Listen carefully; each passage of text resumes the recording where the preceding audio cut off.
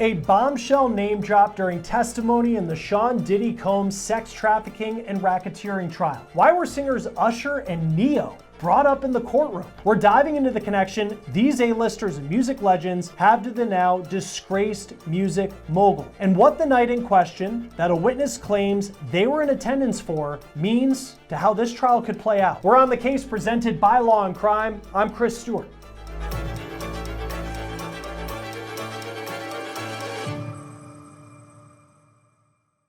Sean Combs is connected to a lot of big names in Hollywood and the music industry. That's not breaking news, but it was a bit of a surprise this week when Usher and Ne-Yo's names came up during testimony. The witness that brought up Ne-Yo and Usher was Dawn Richard. She was once a member of the singing group Danity Kane. That group was signed to Diddy's label, Bad Boy Records, and she also sang for another bad boy group called Diddy Dirty Money. Sean Combs was actually part of that group. It was a trio. They had a few songs that came out between 2009 and 2011. Prosecutors called Richard to testify. Now, before I get into the moment where Usher and Ne-Yo were brought up, I want to take you through her testimony and what led to the point that she brought their names into this. Now, Richard told prosecutors in 2009, she witnessed Sean Combs allegedly attack his then girlfriend, Cassie Ventura, the singer known as Cassie, who has already testified in this trial that she was abused by Combs physically and sexually during their 10-year relationship that ended in 2018. Now, here's a line in the transcript where Richard said, quote, "I observed Cassie being attacked," and then when asked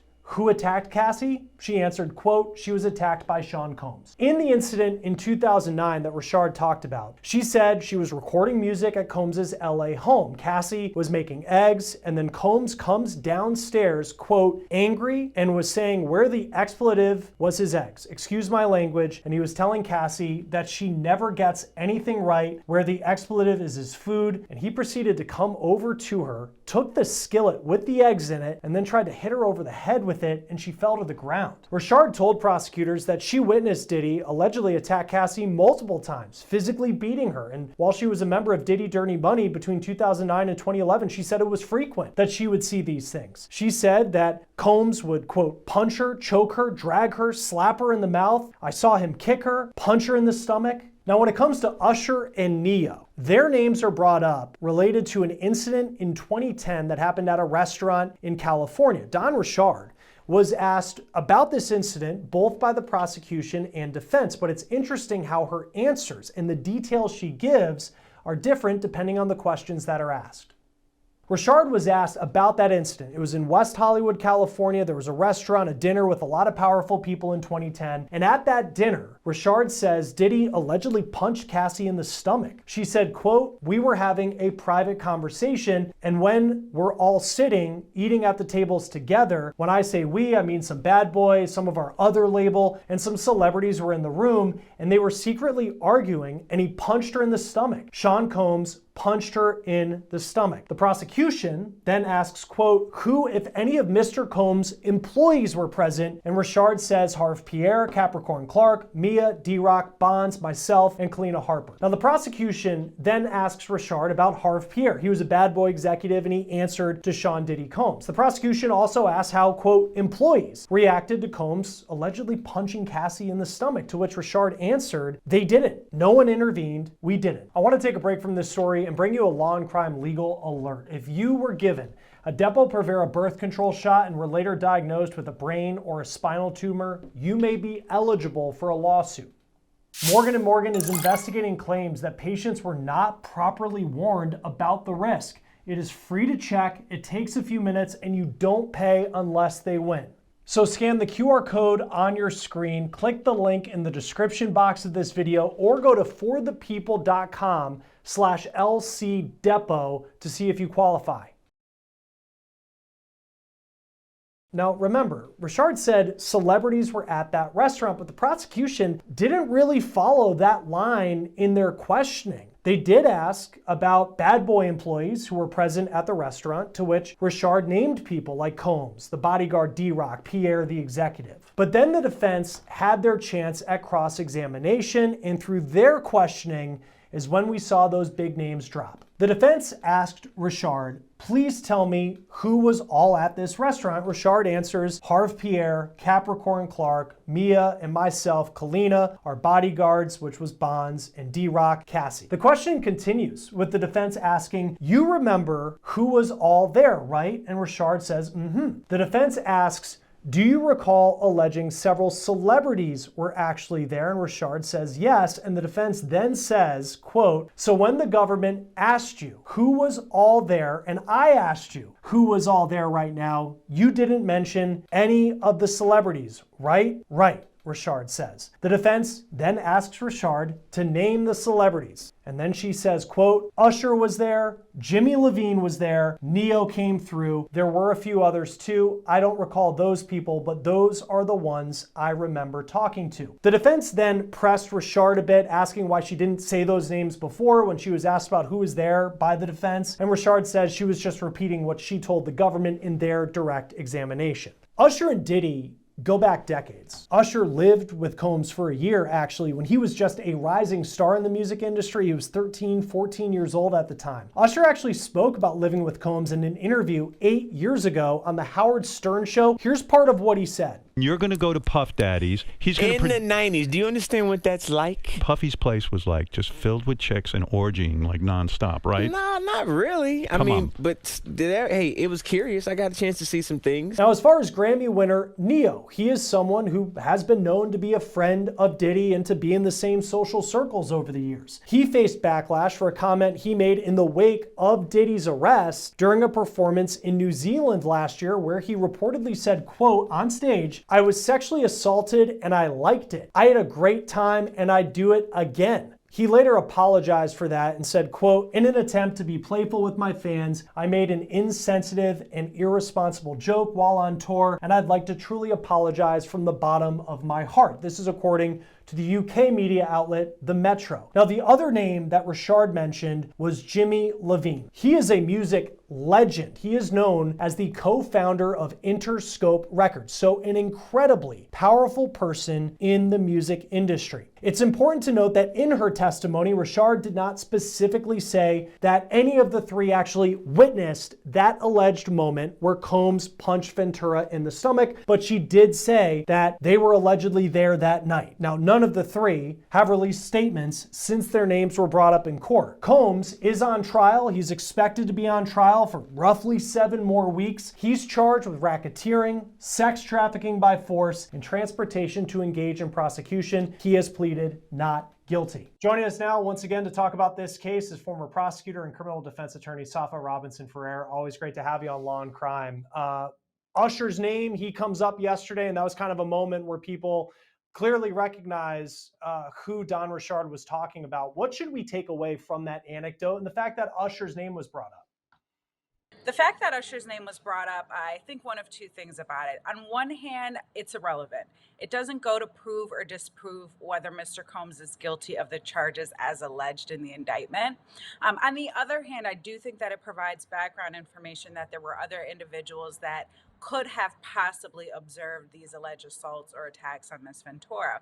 Not only that, but if the government intends on establishing a timeline or a pattern of events with respect to Mr. Combs, his enterprise, and their dealings with individuals from the public or in the industry, it's good to note that the allegation, or at least the testimony came in, that Usher was involved with Mr. Combs early on in his career when he was approximately, I believe, 14 years of age, that he had gone to some sort of academy through Mr. Combs' enterprise or business. And the government can certainly use that to show a long pattern of behavior, dealings that he may have had with other individuals in the industry, and also to establish that Mr. Combs and Ms. Ventura had this long-standing relationship, that not only, there were a select few that got to observe, but that publicly some of these allegations or allegations of violence happened, and that other people observed those things. And when we look at the transcript, and I have it here, and you have the defense asking why Richard did not talk previously in conversations with the government about Usher being there, Jimmy Levine, who's a famous producer, as well as the singer Ne-Yo. should we take anything away from that, that it appeared that their names didn't come up earlier when she was having conversations with the government? Yeah, what we can take away and what the defense is essentially trying to do here is really strike at her credibility. What the defense did during its cross examination is say, well, these other individuals were there and you didn't disclose their names until now. And why was that? If you are participating in a government investigation, you're presumed and you should tell the truth, the whole truth, and the full truth. And you failed to disclose a significant thing, which were the other individuals that were present. You failed to disclose that to the government. And now it's only today, as you're testifying, that we're just now hearing of these other individuals, Usher Raymond, Ne-Yo, and other executive producers that were involved or possibly witnesses to the case. Again, striking at her credibility because she did not tell the full truth at the time she was asked by the government, which later down the line during closing arguments, the defense can get up and say, you know, Ms. Richard testified A, B, and C to you. However, she failed to disclose X, Y, and Z, and that's why you shouldn't believe her. That's why you should not give her the credibility that the judge is going to instruct you on, and the jury can take that into consideration. And one thing that's been apparent throughout all the witnesses thus far is clearly this was a relationship that had a lot of domestic violence incidents, but this isn't a domestic violence case. Yet it seems like there's a lot of people who witnessed physical abuse. And in this case, you have Usher and Ne-Yo. I mean, these are A-list celebrities who are seeing Sean Combs punch his girlfriend allegedly in the stomach, which is something that you would think if you saw that, on the outside, if you think you'd stop that, you would step in, you would say something, but apparently they didn't, according to Don Richard's testimony. Does any of that, the fact that he was doing this out in the open, play towards taking some of the domestic violence incidents, but showing that it was a much larger thing, which is what the government's trying to prove?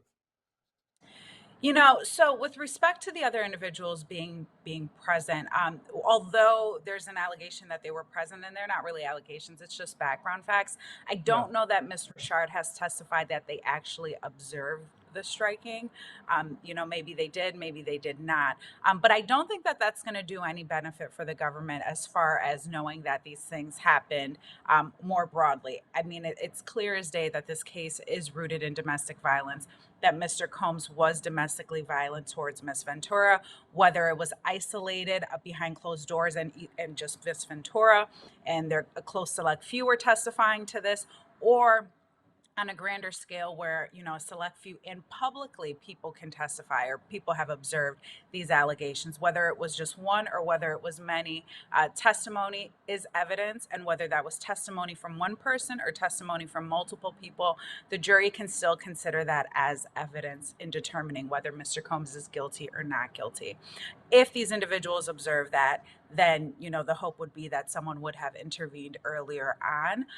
But again, it doesn't negate the fact that, the charges here are racketeering, sex trafficking, and things of that nature. One of the things the government is alleging is the use of force. So I think that's why we continue to hear this domestically violent line of questioning. And I think the government is hoping that the jurors will view this as satisfactory to the element requiring requiring force, physical force of violence. Yeah, and to your point, I'll just looking at this transcript, you're right. Yeah, it's Usher was there, Jimmy Levine was there, Ne-Yo came through. So it's saying that they were there, not necessarily that they witnessed the abuse that Don Richard said happened at this dinner. What did you make of her testimony now that she's off the stand? It was pretty interesting testimony. I don't know that she was a necessary witness, although the government deemed her to be necessary. Miss Ventura got on the stand and testified about the abuse, testified about what happened to her. Miss Richard seemingly came up behind her and corroborated for the government those allegations. And I don't think there was even a question about that. The hotel footage came into evidence. Ms. Ventura testified, so now Ms. Richard is here testifying to more allegations of domestic violence. And the government has to be really careful here, because the way that it is being painted at this point is that this is a domestically violent case, which is true. But the government needs to prove a RICO. They need to prove sex trafficking. They don't need to prove domestic violence, and it can certainly confuse the issues with the jury and ultimately land them in a verdict of not guilty. I know some of the evidence that the government will point to, some of frequent flyer accounts, credit cards, bank accounts. We haven't really heard a lot about that as of yet. How do you see the government, now that they've really established, whether it's Cassie's testimony, some things that Don Richard has said about the domestic abuse, the violence that was in this relationship, where do they go from here if they are going to paint this picture of a RICO, which is essentially what they need to do in this trial if they want to get a conviction? Yeah, so what the government's going to continue to do is put on their witnesses. I think that they got a witness on the stand that worked for Mr. Combs at a certain point in time. That individual also testified to some alleged violent behavior on behalf of Mr. Combs. I think if this individual is still testifying, or as other individuals continue to testify, we will start to hear about transportation with regard to these alleged sex workers. So one of the things that the government has to prove and show is that there was a transportation via interstate commerce, which is a very wide net and catch-all for the government in order to seek a conviction, is that these individuals were transported or traveled via interstate commerce from one state to another. So we may hear testimony about frequent flyer accounts, or whoever the individual was that set up these or purchased these plane tickets, or if they flew private. Whoever set up the transportation and travel may ultimately testify. We might hear from them to further establish that this was a sex trafficking case. And on the interstate commerce charge, if they were to buy an escort from Miami and fly them to New York, would that be considered interstate commerce? That would be. So the train, or excuse me, not the train, the plane traveling from Miami to New York is an indication that this was via interstate commerce, because it's going from one state to another. Even if they traveled via train or via car, going across state lines would satisfy that factor.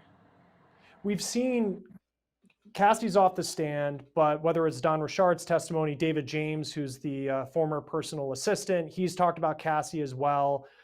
What do you make at this point, seeing how the testimony's going, that the government decided to have Cassie early on in this trial as opposed to building up to her testimony at the end? You know, I'm always in favor, as a former prosecutor, I'm always in favor of putting my victim on last if I can, because her words will echo to the jury indefinitely. Yes, she could have testified early, and people will tend to remember what they've heard early on and later in the game. But I think here it's really impactful to build up the puzzle, these other individuals who were involved, and ultimately get us to Miss Ventura, who, will testify as to what specifically happened. And the jury is going to be more likely to remember her testimony, especially compelling testimony, if she is the last and key witness. And there would have been a buildup that the government would have made to her testimony. Now, it doesn't mean that they can't come back guilty, because she did testify early on, and now these individuals that are testifying are further establishing what happened. That's just a personal preference and what the government ultimately deemed as the best way to, put their witnesses on. And also, Miss Ventura is pregnant, heavily pregnant. They didn't want to run the risk of her going into labor later on during the trial and not being able to be present to testify. So I think that they did have to get her out of the way early. My preference just would have been to put her on later if I was the prosecutor on the case. We've seen a couple cross-examinations from Sean Combs' defense team. How would you say they're doing thus far? I think they're doing a great job. I think that the defense is eliciting facts or alleged facts that the prosecution has kept out so far. And one of the things that we always discuss, in trial practice, is you never want the jury to find something out from the other side. If you have bad facts for your case, you want to get them out there and do away with it, and show them it's not a big deal. Yes, she may not have disclosed certain information previously, and I can explain later as to why. But you really want to get those bad facts out of the way. And I think that at least some of the testimony that I've seen or heard is that, when these when the prosecution witnesses are testifying under cross-examination, the defense is getting out facts that really kind of hurt the prosecution. I think that with Ms. Richard's testimony, she testified that, she had been working with Mr. Combs, that she observed these allegations of violence and things of that nature. But then later down the line, she goes to work for him and works in a musical group with him and another individual. So we didn't hear that under the direct examination. We heard that under cross-examination. And I think that those are the things that the government needs to be mindful of, because they do seem to be surprising facts as the defense brings them out during cross-examination. And they don't want to turn the jury off, and they don't want to hide anything from the jury. And with some of these big celebrity names that have come up, Kid Cudi, the rapper who I'm forgetting his real name right now, but he dated Cassie for a bit. His name was brought up. Usher and Ne-Yo are brought up yesterday. How likely is it any of these figures from any of the big celebrity names? I know Justin Bieber has said he won't be testifying, and his name was brought up a bit on the outside over the past week. Have there been any celebrities, I guess, moving forward that you would expect to see on the stand? I'm not sure. I think any celebrity is going to want to stay as far away from this case as possible. But what will be interesting, and I my own self have been curious too, is if Kid Cudi is going to testify. One of the things that we've heard throughout, even prior to the trial beginning, is that Mr. Combs allegedly blew up his car. If that is the case, that is an arson, and that is one of the predicate offenses that could be established under the RICO charge. Ms. Ventura testified somewhat to him blowing up the car, but other than hearsay about it, so that someone said that Mr. Combs blew up this car, there hasn't been, at least in my knowledge, any factual basis to believe that that is true. Yes, they can testify to that. However, are there going to be any photos introduced? Is Mr. Cudi going to get on the stand and testify? Yes, I had this relationship with Ms. Ventura. Ultimately, my car was blown up. Here are the photos of that. Here's the police report and investigation. And this was what ultimately was determined as a result of that. And I know it was Mr. Combs because of X, Y, and Z. If you were an attorney for Usher today and you realize that his name has been brought up in connection to this case, what's your advice to him if he was your client? Continue to remain silent. This is not our fight. We don't have anything to prove or disprove. You know, I would not want Mr. Raymond to get involved in this case and speak on this case whatsoever. He's got a career. He's a great star. He doesn't want that tainted in any way. And there's nothing for us to say. There's nothing for us to prove. In the event that, something were to come down the line that would escalate his level of involvement in this case, then we can engage. But other than that, there's nothing for us to say. There's nothing for us to prove. There are no allegations that, we had any participation in any criminal conduct. So I don't think that there is anything that needs to be said. And then just lastly, and I kind of like just asking you and our experts when they come on as we watch this case, though we're still in the very beginning, has there been anything that surprised you to this point? There's nothing that surprised me other than the fact that, this case is, and we all know it, heavily inundated with facts about domestic violence and physical assaults. When we knew that when we saw the video. What I'd like to see is the government further establish and lay a foundation for the other charges. And they may very well be doing that, and we're always getting things secondhand because there are no cameras allowed in the courtroom. However, if they want to successfully prove the RICO and sex trafficking and things like that, I have a difficult time watching them focus so much in on the domestic violence factor and not addressing the other factors that they would be required by law to prove with this case. All right, former prosecutor, criminal defense attorney Safa Robinson Ferrer. It's always great to have you on Law and Crime. Thanks for being with us. Thank you so much for having me. That will do it for On the Case, presented by Law and Crime. Subscribe to us on YouTube and Spotify. I'm Chris Stewart. We'll see you next time.